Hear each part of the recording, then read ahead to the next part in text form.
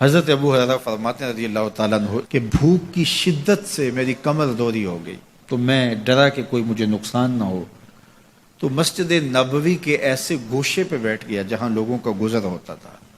میرا خیال یہ تھا کہ کوئی شخص مجھے دیکھے گا اور دیکھ کر کے پہچان جائے گا کہ مسئلہ کیا ہے، لیکن جو بھی گزرتا سلام کر کے چلا جاتا، شاید اسے جلدی ہوتی، یا پھر ہستی پلکوں کے نیچے غم بھی پلتے ہیں، مگر کون دیکھتا ہے اتنی گہرائی میں۔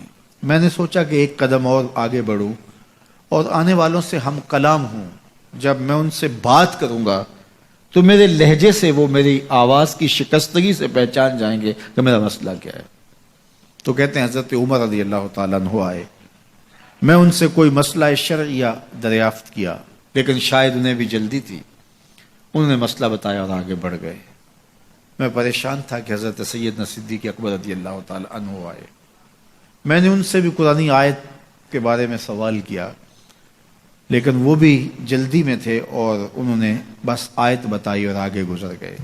تو فرماتے ہیں کہ میں ایک عجیب کیفیت میں مبتلا بیٹھا تھا کہ ایک جانب سے روشنی اٹھی اور دل و قلب و نگاہ کا مرشد اولین آ گیا۔ تو کہتے ہیں حضور آ گئے،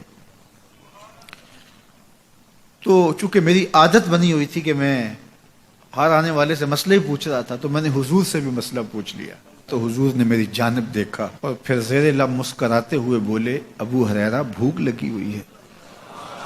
میں نے کہا جی حضور مجھے بھوک لگی ہے۔ کہا میرے پیچھے آ جاؤ۔ حجرات اقدس کی قربت میں حضور پہنچے تو اہل خانہ کو آواز دی کچھ کھانے کے لیے ہے؟ تو انہوں نے کہا دودھ کا ایک پیالہ ہے۔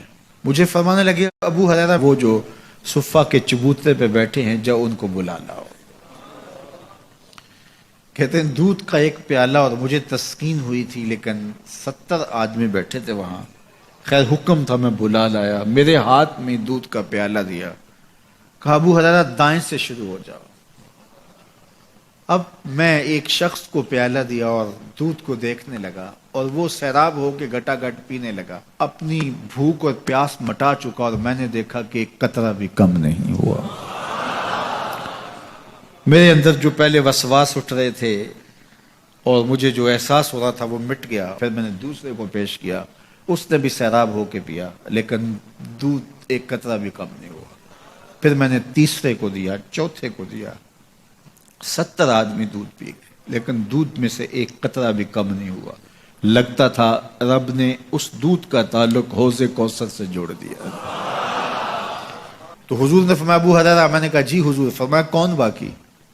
میں نے کہا حضور ایک آپ باقی اور ایک میں باقی۔ تو فرمایا اب تم پیو۔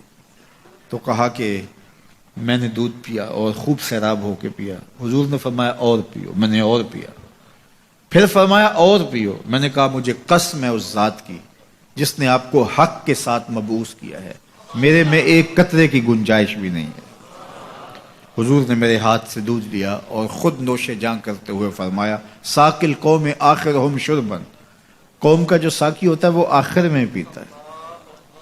تو دودھ کا ایک پیالہ 72 لوگوں کے لیے کافی ہو گیا۔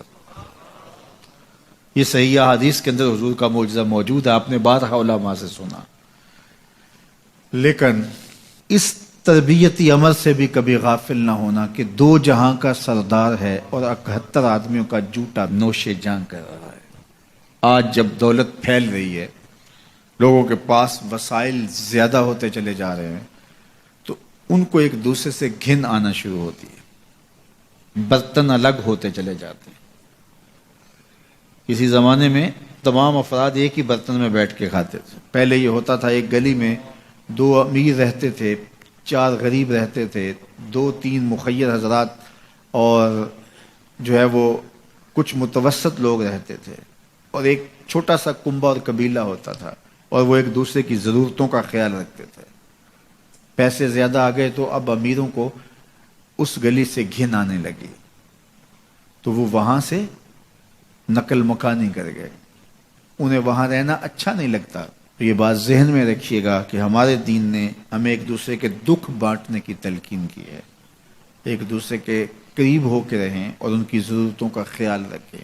اپنی استطاعت کے مطابق کسی کی عزت نفس کو نقصان پہنچائے بغیر، شہرت، ریا اور کسی اس طرح کی مرض کو اپنے قریب جو ہے وہ نہ آنے دیں، اور لوگوں کی اس مخفی انداز سے مدد کریں کہ ان کی ضروریات پوری ہوں۔ بلکہ میرے حضور نے ارشاد فرمایا، جس شخص نے صدقہ کیا اور اتنے مخفی انداز میں کیا کہ جو دائیں نے خرچ کیا بائیں کو خبر نہیں ہوئی، جب بائیں کو خبر نہیں ہوئی تو ہمسائے کو خبر کیسے ہوگی؟ لیکن یہاں تو 7 اخباروں میں خبر چھپتی ہے کہ فلاں صاحب نے فلاں غریب کی بیٹی کی شادی کی ہے۔ ذرا سوچ، اگر یہاں تیری بیٹی کھڑی ہوتی تو تیرا روح سخن کیا ہوتا۔ لوگوں کی غربت کا مذاق نہ اڑاؤ، لوگوں کے جذبات سے کھیلو نہ۔